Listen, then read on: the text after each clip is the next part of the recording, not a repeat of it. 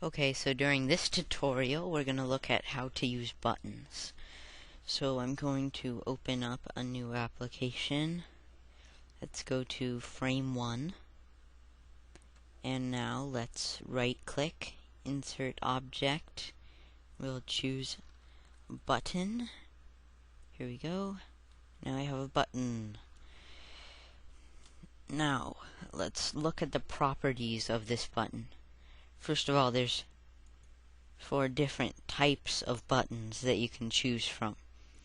So, first, we're going to look at the text push button. Now, this second option here, text, this is referring to what it says on the button. So we can change this to whatever we want it to say on the button. So just click there, type in what you want, and press enter, and now you can see it changed it on the button. Now we have some options here. We can choose disabled at start, hide on start. So let's see what it does when we choose disabled at start. Now let's see if we test our frame. Then we can see that at the start of the frame the button is disabled.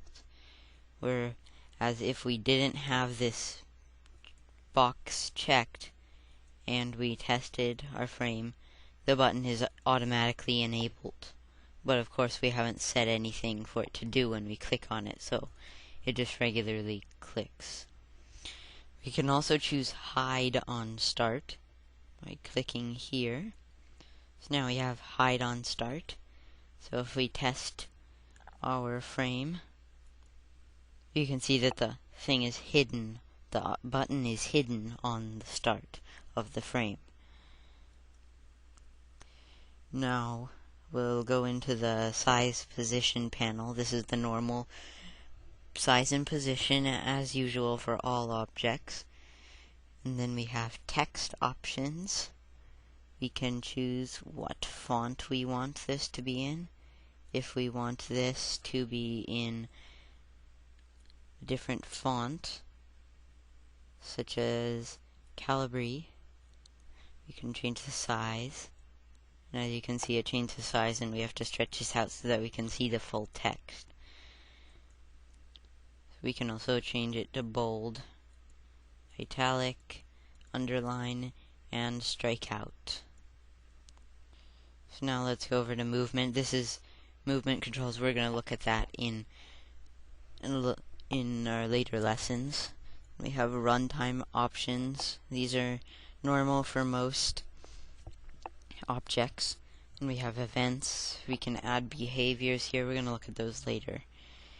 And then we can also change the name of this button.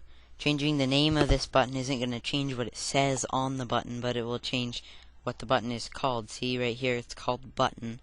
We can change this to be called button 1. Now this says button 1, as you can see. In our next lesson, we're going to look at the next kind of button.